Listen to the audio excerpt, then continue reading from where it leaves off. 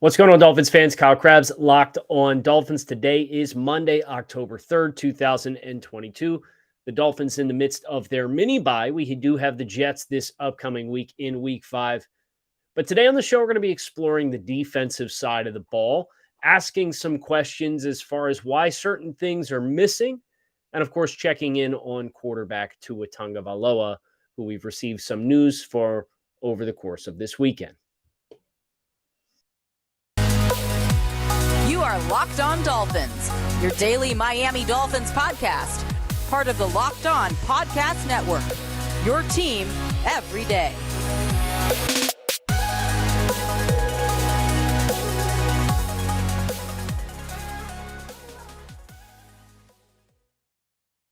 What's going on, guys? Kyle Krabs of Locked On Dolphins, your team every day. We don't just say it, we live it here on the Locked On Network. Today is Monday, October 3rd, 2022.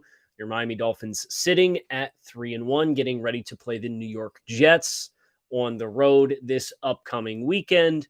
But of course, the talking points around the Miami Dolphins at this point are really dedicated to quarterback Tua Tagovailoa, who suffered a scary injury last Thursday. We're going to talk a little bit about that situation here today on the show. But first, got to tell you about our friends over at Prize Picks. Prize Picks is daily fantasy done right.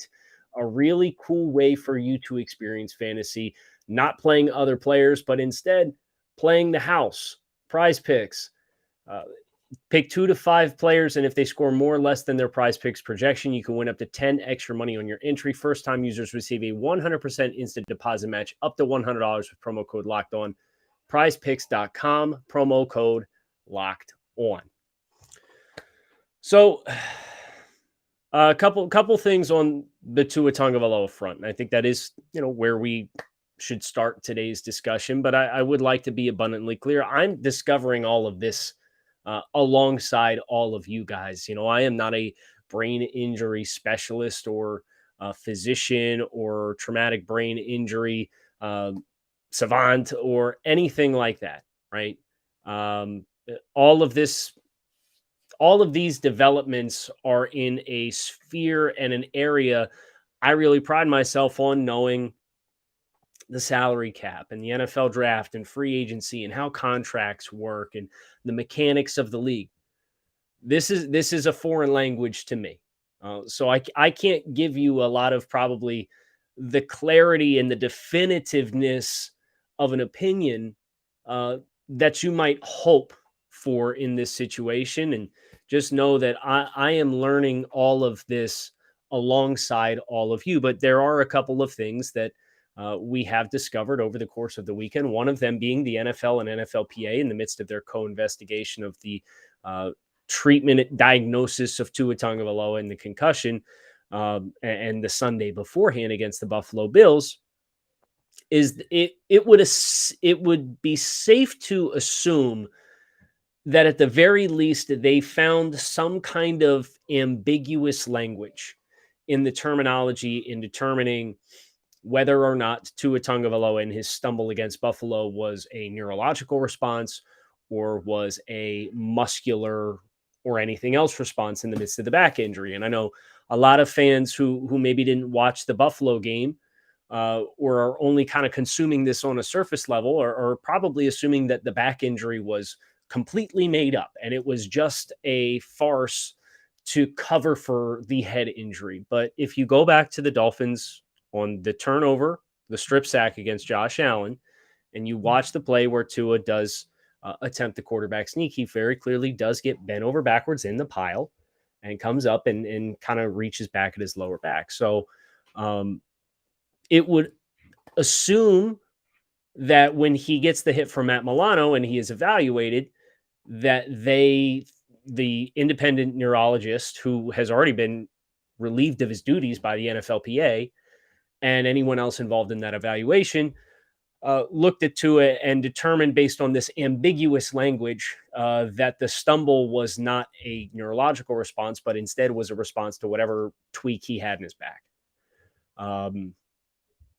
Based on all of the parties who are chiming in here, who are familiar with the Dolphins' initial response, it's one of those things where it seems like The Dolphins probably felt they handled it right based on that interpretation of that thing, that language.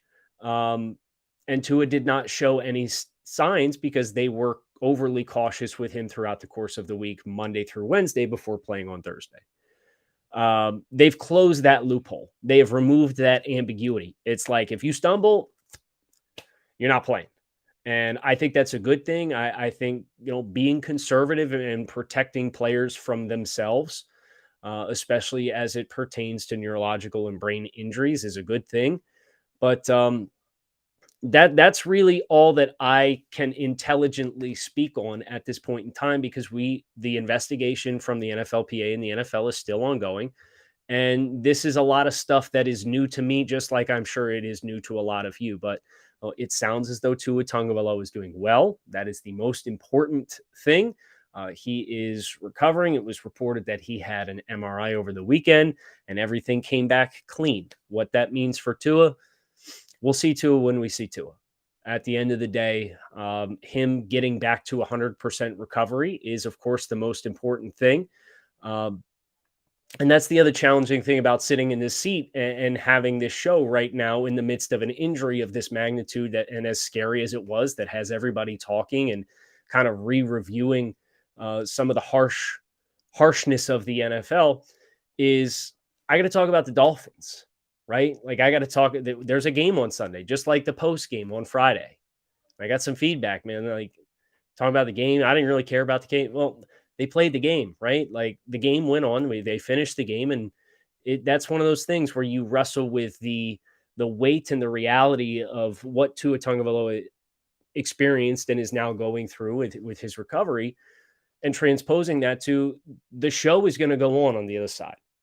So I hoped to take the time at the start of today's show to talk about Tua Tagovailoa and acknowledge the significance and the harsh realities, and try to bridge the gap between what we thought was true, what we saw transpire on Thursday, what we saw transpire last Sunday, kind of figure out how they got into those shoes. And the NFL is kind of already telling us some of what they thought the contributing factors were with these changes to the NFL concussion protocol that we have already seen enacted. But the rest of today's show, I do want to dedicate to the rest of the team. I wanted to cover Tua. I wanted to acknowledge Tua, the person, the player, the person who was hurt on Thursday, and give all of you guys an update to the best of my ability. And this is to the best of my ability. It's a lot more comfortable for me to get in here and talk run schemes and coverages than it is to talk about something that's a foreign language to me. But want to make sure that you guys have whatever perspective that I can offer, I do offer to all of you. Prize Picks, daily fantasy done right. It's a really new, unique experience. You can pick 2 to 5 players, and if they score more or less than their Prize Picks projections, you can win up to 10 extra money on your entry. There's no competing against other people. It's you against the projections available. Prize Picks offers projections on any sport you could possibly watch: NFL, NBA, MLB, NHL, PGA, college football, men's college basketball, women's college basketball, WNBA, soccer, esports, NASCAR, tennis, MMA, boxing, disc golf, Euro basketball, cricket, and more. Entries can be made in 60 seconds or less. It's that easy with safe and fast withdrawals. Prize Picks is currently operational in over 30 states and Canada. Download the Prize Picks app or go to prizepicks.com to sign up and play daily fantasy sports. First-time users can receive a 100% instant deposit match up to $100 using promo code Locked On. If you deposit $100, they'll give you another $100. If you deposit $50, they'll give you another $50. Don't forget to enter promo code Locked On at sign up for an instant deposit match up to $100. So as we shift, obviously it's a big shift. It's a big transition, but we were going to talk about the Dolphins. And I know one of the big questions that Dolphins fans have is, where is the pass rush? Where is the sack production? So I spent a little time over the course of this weekend kind of gleaning over the first 4 games, kind of asking myself about what I know, how the game works, how the Dolphins are constructed. You think about complementary football, you hear the phrase complementary football, you traditionally think offense, defense, special teams, right? But complementary football also coexists within each subunit of the football team. And defensively, I think this is the challenge that the Dolphins are facing right now. And I think this is part of the magnitude of not having Byron Jones available for the football team, because Byron Jones not playing. Kader Kohu has played admirably. He's actually played quite well, not even admirably. It'd be selling him short to say he played admirably. Xavier Howard kind of working through a soft tissue injury at the moment, not quite 100%. That really changes what you have to do in the perimeter. And when you're a team like the Dolphins, right, you play all of these schemed pressure looks, and you are very calculated with what gaps you want to attack and how you want to attack them, and isolating and manufacturing matchups and manipulating protections. All of that stuff is great, right? But it doesn't work if the way you are approaching your rush isn't complemented with the coverage behind it to complement it. The Dolphins are a team that shows pressure and brings pressure a lot. But without Byron Jones in the secondary, one of the ways that they have had to counteract that is they have had to play more zone and softer in coverage. And some of this is also exacerbated by the quarterbacks they've played the last 3 weeks in Joe Burrow, Josh Allen, and Lamar Jackson. And I thought the Dolphins in each of those games defensively played admirably and as well as you possibly could relative to the talent that the other side had at your disposal and the talent that you had at your disposal defensively. But with Byron Jones on the field, the way that things become different is all of a sudden you trust your CB1, you trust your CB2, you trust your CB3 to win their own individual matchups. And what does that allow you to do? That allows you to play more man. It allows you to play in the face of receivers and disrupt the timing. And you saw some of that against Cincinnati, but you still saw a lot of zone. And that, I think, is one of the roots of the issue that the Dolphins are experiencing with their lack of sack production.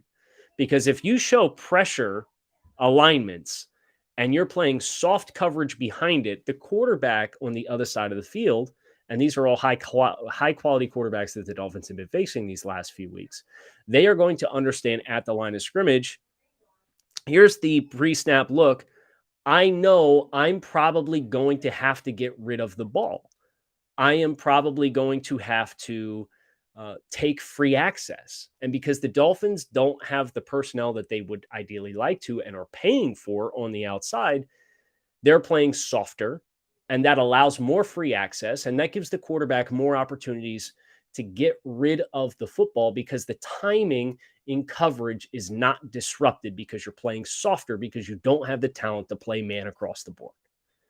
So I'm unconcerned about the talent on the Dolphins' defensive side of the ball. And even against Cincinnati, they scored 27 points. They scored a garbage time touchdown when Miami had the turnover from Teddy Bridgewater. They are, and they're giving up a lot of yardage. I think they're in the bottom 5 in passing yardage allowed. You're not going to continue to play a gauntlet row of Super Bowl caliber quarterbacks. And, Mac Jones, not in that group. Josh Allen, Lamar Jackson, and Joe Burrow, absolutely playoff championship caliber quarterbacks that you've played the last 3 weeks. So I think when I'm looking at the Dolphins moving forward defensively, that's where I do find some solace. Is you have Zach Wilson, bit of an unknown. We got a chance to see him play yesterday against the Pittsburgh Steelers for his season debut. Kirk Cousins, who we had a chance to watch against New Orleans. And then the week after that is either Mitchell Trubisky or Kenny Pickett. And then it's Jared Goff. And then it's Justin Fields. And then it's Jacoby Brissett, right? So you look at the quarterbacks that Miami's had to face, and I think putting Byron Jones back into the mix on your defensive depth chart and not facing Josh Allen, Lamar Jackson, Joe Burrow, like 2 MVP candidates and the guy who played in the Super Bowl last year, and instead playing those caliber quarterbacks, I think it's going to resolve itself because you are naturally going to play tighter in coverage because you are less fearful of those quarterbacks destroying you. And you're also getting an upgrade in talent whenever Byron Jones comes back from his extended absence at the start of the year. So I think that's a pretty important thing for me to drive home here, because this week, with the mini bye, we have a little bit of extra time. And of course, the energy of discussing the game on Thursday is not really there. If we're being honest, there were some really good individual performances that we'll shout out later this week, but I would rather focus on what we can control, right? And against Cincinnati, the Dolphins lost their starting quarterback in the first half. They struggled to run the football and they ran out of corners. That really, at the end of the day, you want to summarize the Cincinnati game. Now, it doesn't matter, right? At the end of the day, it's an L in the L column. It's a notch in the L column. And that is what it is. But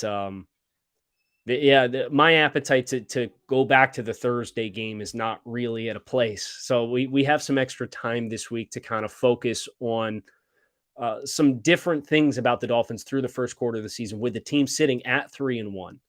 And getting out of that gauntlet at the start of their season at 3-1. So of course, the primary focus now is we're going to take things 1 week at a time. I'm operating under the assumption we're probably going to see a good bit of Teddy Bridgewater. And again, can't emphasize this enough. We should see Teddy Bridgewater for as long as we need to see Teddy Bridgewater until Tua Tagovailoa is at a place in which he is ready to come back on a football field and play to the best of his ability, because he's at 100%. And we're going to live in that world, and we're going to take it 1 week at a time.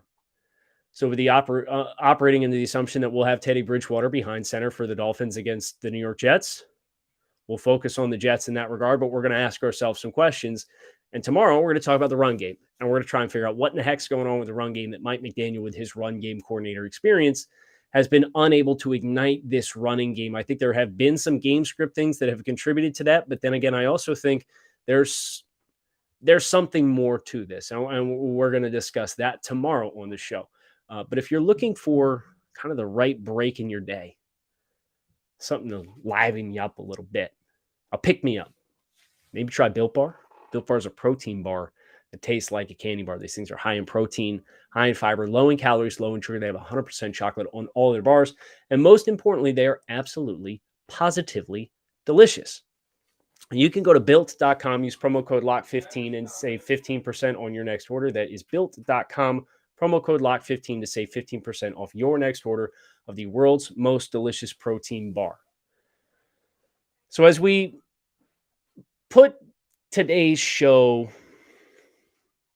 in a box and we wrap it up and we finish it, I think the focus is this.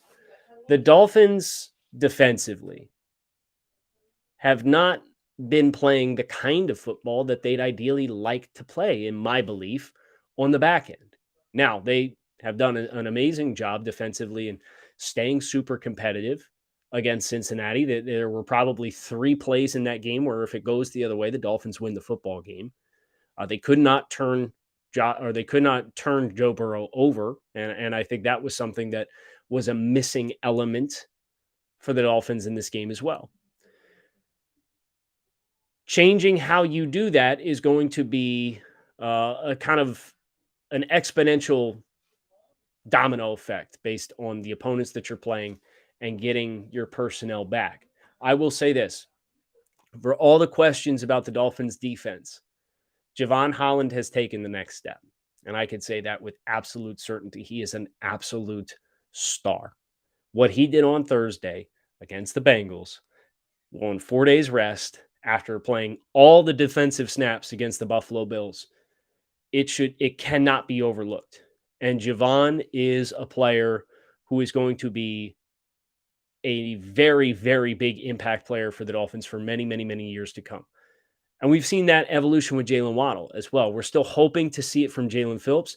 Jalen Phillips' pressure is there. And of course, he got a sack against Cincinnati. And hopefully those who kind of look at the box score and sit here and wonder and ask where in the world Jalen Phillips is, will find a little piece in that. But as I look at the defensive side of the ball for the Dolphins at the first quarter poll for the season, I cannot understate enough how good of football Javon Holland is playing. It is phenomenal. And we'll see what the rest of that looks like as the Dolphins continue to play football games. But again, look at the offenses in the next 4 or 5 games as compared to the first 4 games. And I'm very optimistic that the identity of this team, being the defensive side of the ball, is going to be able to do their part. But the biggest thing in them achieving that is going to be hopefully getting Byron Jones back so that they can play the kind of aggressive coverage to really disrupt the timing of routes instead of allowing free access and allowing quicker routes underneath to be the place where teams live and waiting for them to make the mistake. Well, no, now you can even turn the pressure up more because you're not just dictating the protection, you're also dictating the routes and the timing of the routes. And all of those things marrying together is the next step for the Dolphins defense. I'm Kyle Krabs. I hope you guys enjoyed this check into the Miami Dolphins, your team every day. We don't just say it, we live it here on the Locked On Network. Thanks for checking out the show. Hit subscribe. Come on back. See me again tomorrow. We're going to be looking over at the offensive side of the ball. Fins up. Thanks for listening. Make it a great rest of your Monday.